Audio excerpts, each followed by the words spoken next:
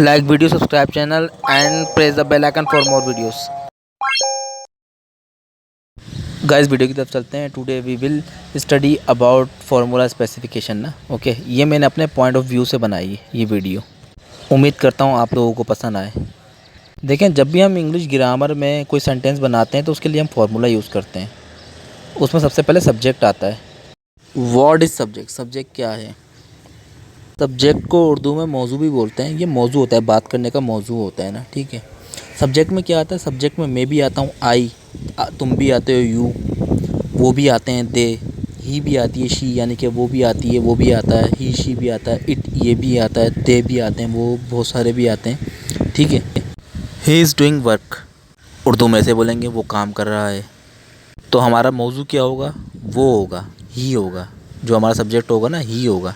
उससे काम शुरू हो रहा है ना, वो काम कर रहा है तो हो रहा है काम, वरना नहीं होता। तो वो हमारा सब्जेक्ट हो जाएगा, यानी कि ही।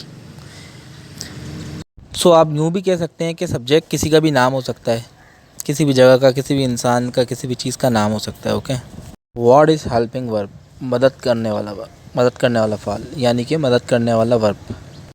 अच्छा जी, हेल्पिंग वर्ब जो होते हैं वो किस तरीके से मदद करते हैं फार्मूले में, सेंटेंस बनाने में? वो हमें डायरेक्शन बताते हैं कि ये जो जुमला बन रहा है प्रेजेंट इंडेफिनिट का है, फ्यूचर इंडेफिनिट का है, या पास्ट इंडेफिनिट का है, या फ्यूचर कंटिन्यूस का है, या पास्ट कंटिन्यूस का है, या प्रेजेंट कंटिन्यूस का है ना, ठीक है। फॉर एग्जांपल, मिसाल के तौर पर समझा देता हूँ। अब मैं या कोई भी बोलता है वो जा रहा है, तो उसके लिए हम बोलेंगे ही इज़ गोइंग।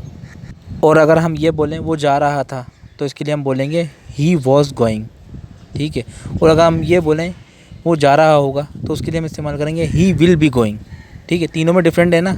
इससे ये साबित होता है ना कि वर्ब जो होता है ना हमें डायरेक्शन बताता है कि जुमला कौन से टेंस का है, कौन से माज़ी, क्यों, कौन किसका है, पास्ट का है, फ्यूचर का है, प्रेजेंट का है, किसका है ना। हेल्पिंग वर्ब ये मदद कर, और हेल्पिंग वर्ब ये बताता है। अच्छा, इस वाज विल बी जो है ना हेल्पिंग वर्ब में, इस प्रेजेंट कंटिन्यूस का है, वॉज जो है ना पास्ट कंटिन्यूस का है, और विल बी जो है ना फ्यूचर कंटिन्यूस का है। Okay. What is form verb या एक्शन वर्ब ना। देखें, एक्शन वर्ब वो होते हैं जो जुमले में हमें ये बताते हैं कि काम हो रहा है, काम का करना को बताना एक्शन वर्ब कहते हैं, क्योंकि एक्शन वर्ब कहते हैं ये बोल सकते हैं हम ना। जैसे कि for example do, did, done.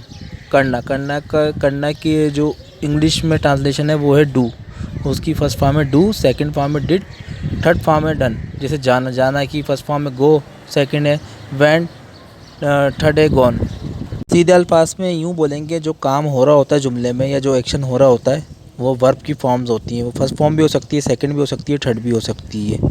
ये माजी पर डिपेंड करता है कि वो पास्ट है, फ्यूचर है, प्रेजेंट है। ओके, चलने एक मिसाल भी मैं आपको दे ही देता हूँ। दे रन, वो भागते हैं। ये प्रेजेंट इंडेफिनिट का जुमला है, और इसमें जो एक्शन वर्ब है जो हमारा है वो है रन, या वर्ब की फॉर्म जो है फर्स्ट फॉर्म लगी है वो है रन। बाकी दे जो है वो हमारा सब्जेक्ट है, ठीक है। एक्शन हो रहा है ना, वो भाग रहा है, run. Okay. What is object? Object क्या है? जिस पर काम ख़त्म हो रहा हो। अब खुलकर वजाहत कर देता हूँ अच्छी अच्छी मिसालों के ज़रिए, ताकि आपको ईज़िली समझ में आ जाए।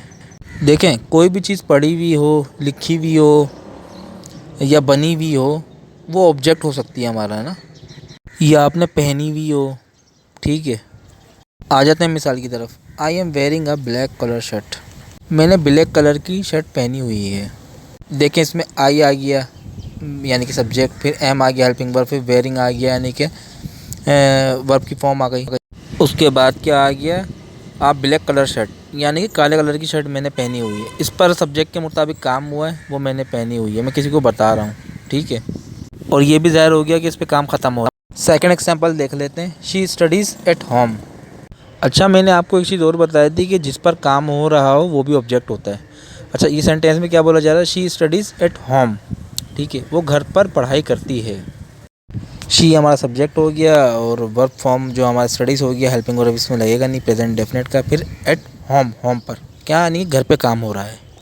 यानी कि ये भी क्लियर हो गया, जिस पर काम हो रहा हो या कोई चीज़ पढ़ी वो भी ऑब्जेक्ट है।